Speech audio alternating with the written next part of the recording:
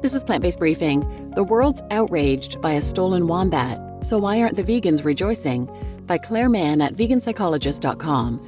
And I'm Marian Erickson, host of this curated content plant-based podcast, where I narrate a variety of articles on plant-based and vegan living written by experts with permission in about 10 minutes or less every weekday. And vegan psychologist Clare Mann has given me permission to share her content from her website, veganpsychologist.com, or from her LinkedIn newsletter people can subscribe to called Beyond Vystopia, which is where this article is from that I'm reading today. So now let's get to today's plant-based briefing. The world's outraged by a stolen wombat, so why aren't the vegans rejoicing? By Clare Mann at veganpsychologist.com. Last week, 2 accounts of animal cruelty went viral, and the online global response was, "This is horrible, it must be stopped right away." The 2 accounts I refer to are 1. The laughing hunting influencer Sam Jones taking a baby wombat from his or her alarmed mother who tried to get her stressed baby back, and 2. The staff filmed punching and kicking cows and calves on a farm that supplies the UK's biggest milk producer. It is very heartening to see the outrage by people across the globe.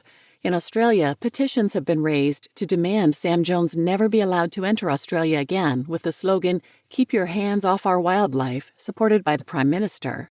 The UK Daily Mirror aired footage collected by the Animal Justice Project of heinous cruelty to cows and calves at a farm housing 2,000 animals. The public are horrified and saying this must be stopped. So why aren't vegans rejoicing that the masses appear to be concerned?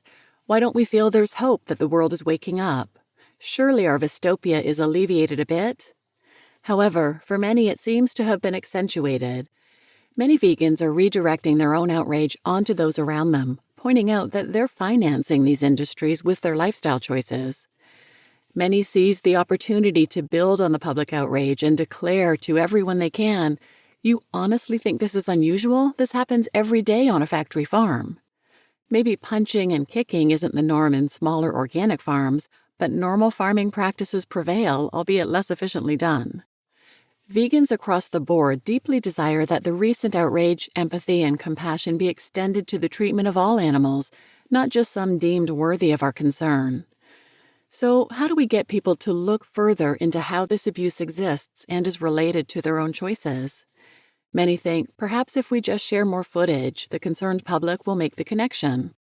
We understandably might take every opportunity to highlight the violation of the mother-baby bond in animal agriculture. Some vegans try to tug at the heartstrings and consciences of the public with experiences closer to home. They share what happens to mothers and babies when someone purchases a designer or breed of choice dog or cat for a companion. Do these strategies work? For some people, seeing graphic footage or hearing accounts is enough for them to change their behavior. Yet for most, behavior change is more complex. People have strong psychic defenses to avoid unnecessary pain. They do what they can to move away from pain and towards pleasure. So hearing that their government is acting to stop cruelty that comes into the public eye is enough for them to look no further. Powerful social, personal, and cultural myths keep a person conforming to the norm, just demanding better animal welfare standards. What can the vegan do if blaming, shaming, and alarming others isn't working? There's nothing wrong with sharing graphic footage in videos or documentaries. After all, increasing awareness through information is essential. However, if it is done to blame, shame, or simply alarm a person into changing, it rarely works. As we know, if facts alone were enough, everyone would have to be vegan. Instead, those you are advocating to will simply shoot the messenger and blame vegans for imposing their values on them. Their resistance is not because they condone animal cruelty. After all, we see the outrage in public exposés. It's because they do disagree with animal cruelty, and yet, at some unconscious level, kept at bay until someone points it out, they know their actions are out of alignment with their beliefs and values. We must learn to share facts in a way that invite others to discover what's being kept from them. Suggestions to nudge people to connect the dots. I believe the best way to advocate about difficult issues is face-to-face, remembering that both parties are emotional and outraged by what they've just seen. Our job is to fan the flames of that empathy and concern, rather than shaming others for their willful ignorance. Here are some suggestions. Make a contract. Ask the person if they have 5 minutes to talk about something important. This gets their attention and permission for you to engage them. Tentatively ask if they've seen the footage and what their reactions are to it.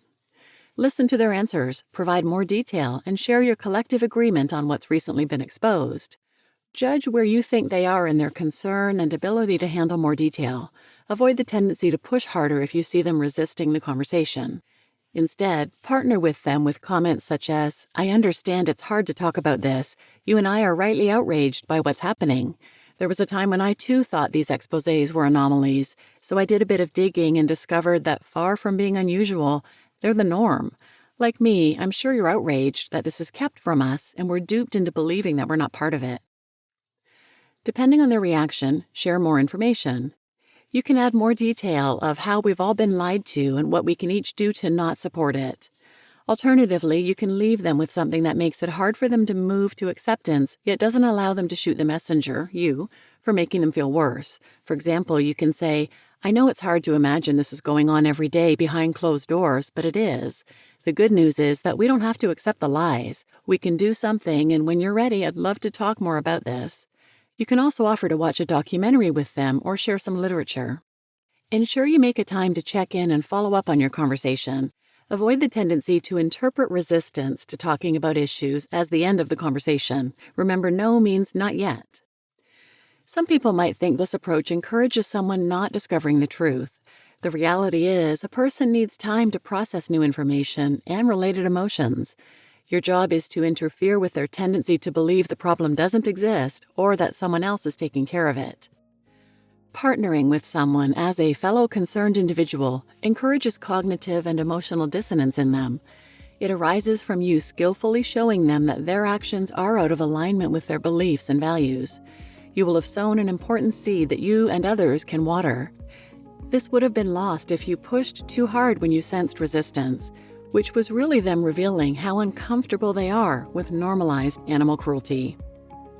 To discover more about human behavior and resistance, check out my book, Myths of Choice: Why People Won't Change and What You Can Do About It, at veganpsychologist.com. You just listened to The World's Outraged by a Stolen Wombat, So Why Aren't the Vegans Rejoicing? By Clare Mann in her Beyond Vystopia newsletter at veganpsychologist.com.